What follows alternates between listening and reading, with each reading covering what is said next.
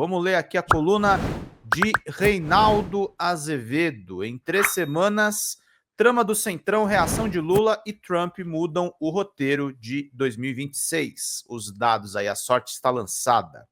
Há pouco mais de 3 semanas, a candidatura à presidência do governador de São Paulo, Tarcísio de Freitas, e a derrota do presidente Lula pareciam mais sólidas do que a certeza dos idiotas. 2 eventos intrusos fizeram com que a solidez se desmanchasse no ar. E não estou a dizer que Tarcísio não será candidato ou que o presidente será reeleito. Se eu ganhasse dinheiro fazendo previsões, eu já estaria rico, porque minha moral pessoal permitiria arrumar um jeito de enganar os trouxas. Eu faço análise, a tramóia do Centrão, a reação do presidente Lula e o ataque de Donald Trump à soberania do Brasil mudaram o roteiro de 2026 e é disso que eu trato aqui. A esbórnia do Congresso, parte considerável da população, e parece ir além das bolhas das redes sociais, acordou para a esbórnia do Congresso e para a batalha que já se trava. A guerra dos pobres contra os ricos, uma ova. Tampouco contra o parlamento, não será o contrário. Não estamos diante de uma investida dos ricos contra os pobres e do legislativo contra o executivo? Posso tomar emprestadas as palavras de Paulo Guedes a Igor Coelho, o Igor 3K, no podcast Flow, no dia 27 de setembro de 2022? Indagado sobre o que faltava fazer, respondeu o então ministro da Economia: falta acertar lá embaixo, falta corrigir a tabela do imposto de renda e isentar mais. Mas aí você tem que pegar lá em cima, lucros e dividendos, a turma do segundo andar.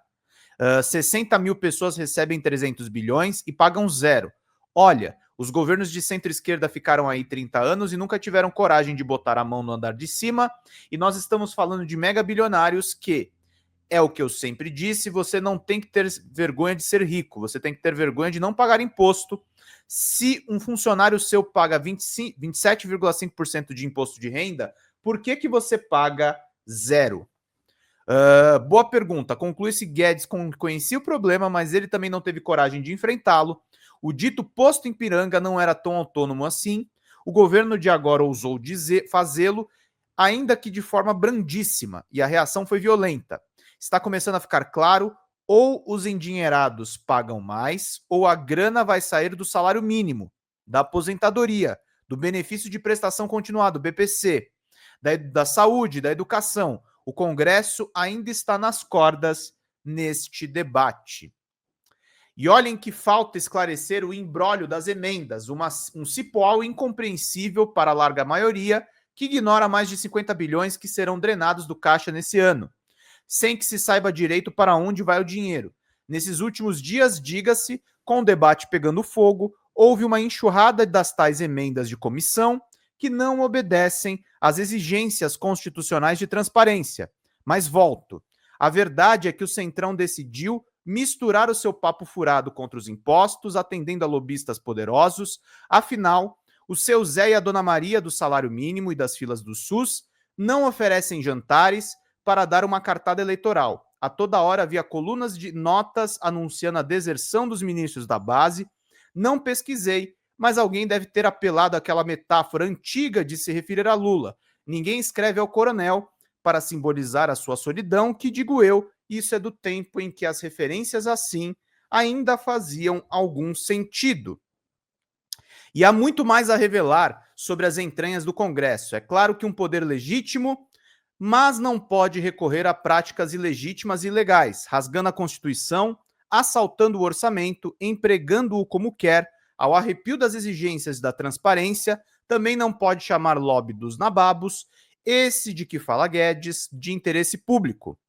Restou a Lula e ao governo fazer esse embate, ou faz ou acaba, mas Lula será reeleito assim? Isso não é comigo, eu não sou coach, conselheiro ou vidente.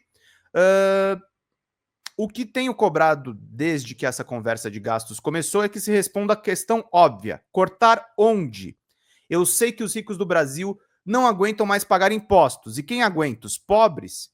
Não se trata da guerra contra os endinheirados, ninguém tem ódio aos bacanas, sua vida e seus hábitos com alguma frequência são exibidos ou nas redes ou nas publicações especializadas além do limite do ridículo.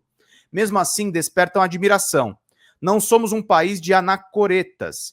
Quem não gostaria de viver melhor, mas em pagar imposto? Vamos lá, gente. Vamos lá, meus queridos e minhas queridas. Denise Cataldo mandou aí uma membresia de presente. Vamos lá, queridos. Arranca-rabo de classes. Não se trata de promover um arranca-rabo de classes, já que a luta é de natureza do sistema e não tem a ver com querer ou não querer que exista. O que se defende é uma tributação justa.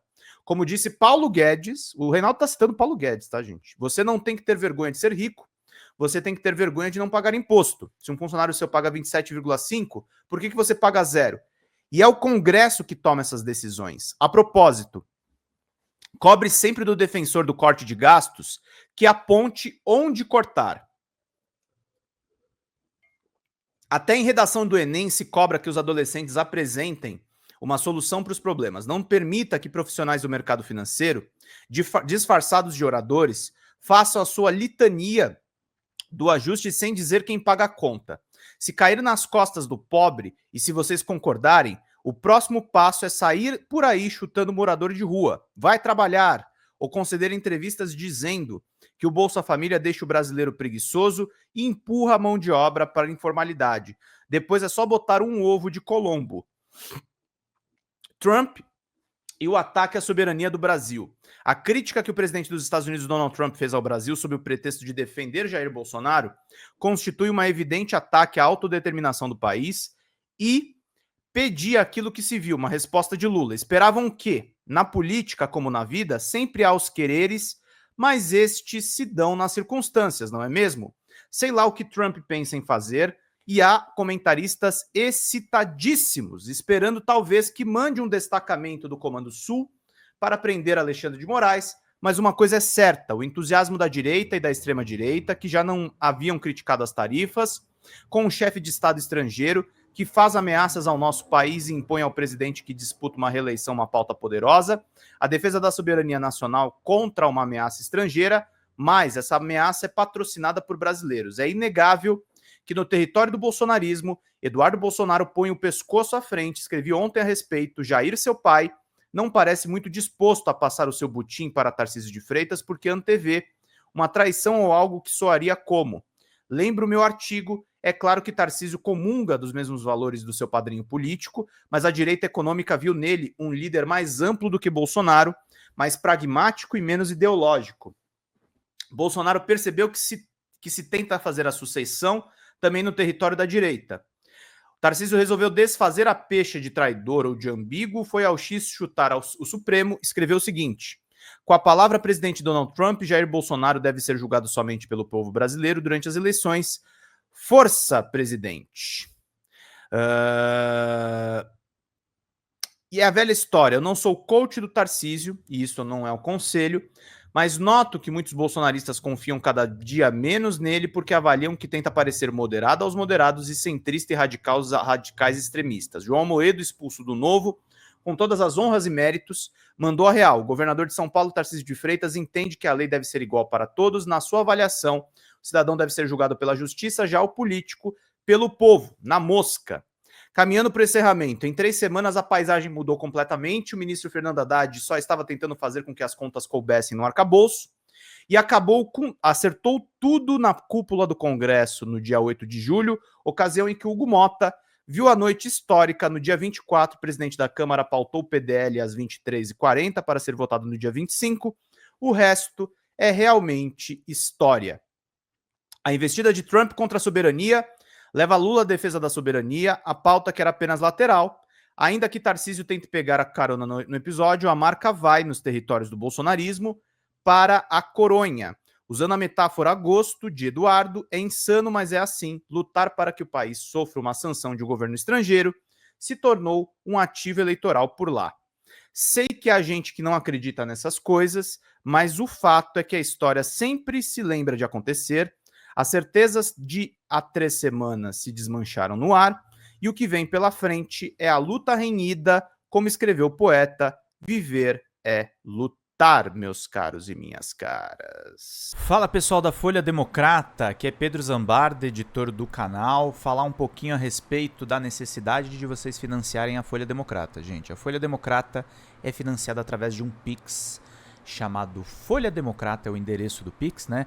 folhademocrata@gmail.com. Nós precisamos do nosso jornalismo financiado por vocês que são do nosso público, porque nós passamos vários perrengues aqui com o YouTube, vocês sabem muito bem. E mesmo assim, graças a essa comunidade muito unida, a gente conseguiu fazer lives históricas, acompanhar praticamente ao vivo a campanha do Guilherme Boulos, trazer informações exclusivas a respeito de Gustavo Gayer, de Olavo de Carvalho, de todos os bolsonaristas, combater as fake news e tudo o que a gente acompanha. Por R$80 no nosso Pix você ganha um curso de roteiro para série, o que é muito importante se você é artista, roteirista, se você lida com essas práticas da economia criativa. Outra forma de você colaborar também é se tornando membro aqui do nosso canal. Isso é muito importante para você fazer as suas atividades por aqui, porque você tem acesso a vídeos exclusivos e nós temos um curso de jornalismo básico para você poder acompanhar a partir de R$5, que é ministrado por mim. A gente tem aí quase uma dezena de aulas e muito conteúdo para você poder acompanhar. Meus caros, minhas caras, financiem o jornalismo independente, financiem o jornalismo que se posiciona à esquerda, financiem o jornalismo na internet, que traz informações confiáveis, checadas, que cruza informações e que trata você, que é o nosso público, de uma maneira muito séria. Vida longa e próspera, gente. Cuidem dos seus. Até mais. Tchau, tchau.